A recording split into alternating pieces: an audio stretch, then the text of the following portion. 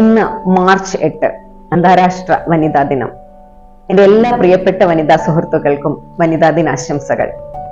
ഈ വർഷത്തെ വനിതാ ദിനത്തോടനുബന്ധിച്ച് ആക്സിലറേറ്റ് ആക്ഷൻ എന്ന പ്രമേയം നടപ്പിലാക്കുന്നതിന് നമുക്ക് ഒരുമിച്ച് മുൻപോട്ട് പോകാം.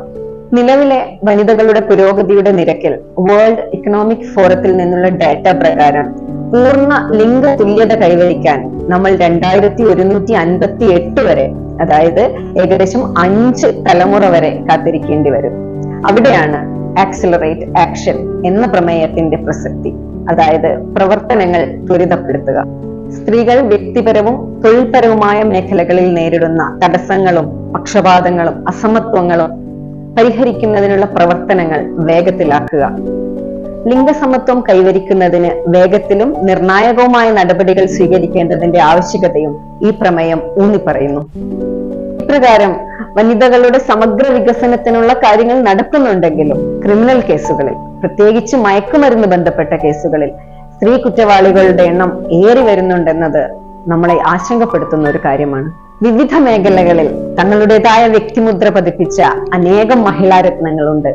ബ്രിട്ടീഷ് കൊളോണിയൽ ഭരണത്തിനെതിരെ ധീരതയോടെ പോരാടിയ ഝാൻസിയിലെ റാണി ലക്ഷ്മിബായി, ഇന്ത്യയുടെ ആദ്യത്തെയും എക്കാലത്തെയും വനിതാ പ്രധാനമന്ത്രി ശ്രീമതി ഇന്ദിരാഗാന്ധി, ശാസ്ത്രത്തിലും എഞ്ചിനീയറിംഗിലും കരിയർ നേടാൻ നമ്മുടെ സ്ത്രീകളെ പ്രചോദിപ്പിച്ച ബഹിരാകാശത്തേക്ക് പോയ ആദ്യ ഇന്ത്യൻ വംശജ കൽപ്പന ചൗള, ഇന്ത്യയിലെ പാവങ്ങളുടെ അമ്മ മദർ തെരേസ, ഇന്ത്യൻ സിനിമാ പിന്നണി ഗാനരംഗത്തെ വിസ്മയം ലതാ മങ്കേഷ്കർ, അമേരിക്കയുടെ ആദ്യ വനിതാ vice president Shrimati Kamala Harris, Booker Prize നേടിയ എഴുത്തുകാരി അരുന്ധതി റോയ്, ആദ്യ IPS ഓഫീസർ കിരൺ ബേദി, 16 വർഷം നീണ്ട നിരാഹാര സമരത്തിലൂടെ പ്രശസ്തയായ പൗരാവകാശ പ്രവർത്തക ഇറോം ശർമിള, ലോക അമച്വർ ബോക്സിംഗ് ചാമ്പ്യൻഷിപ്പ് 6 തവണ നേടിയ ഇതിഹാസ താരം മേരി കോം, ഒളിമ്പിക്സിൽ ആദ്യമായി വെള്ളി മെഡൽ നേടിയ നമ്മുടെ PV സിന്ധു,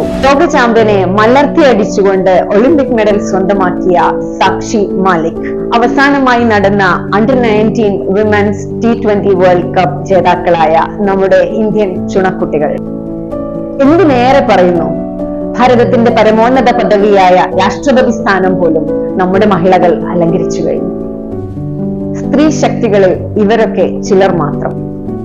നമ്മുടെ ഈ വനിതാരത്നങ്ങളെയെല്ലാം മാതൃകയാക്കി ഇവരിൽ നിന്നെല്ലാം പ്രചോദനം ഉൾക്കൊണ്ട് നമ്മുടെ പെൺമക്കളും ഉയരങ്ങളിലേക്ക് പറക്കട്ടെ. ഒരിക്കൽ കൂടി എല്ലാവർക്കും വനിതാ ദിനാശംസകൾ.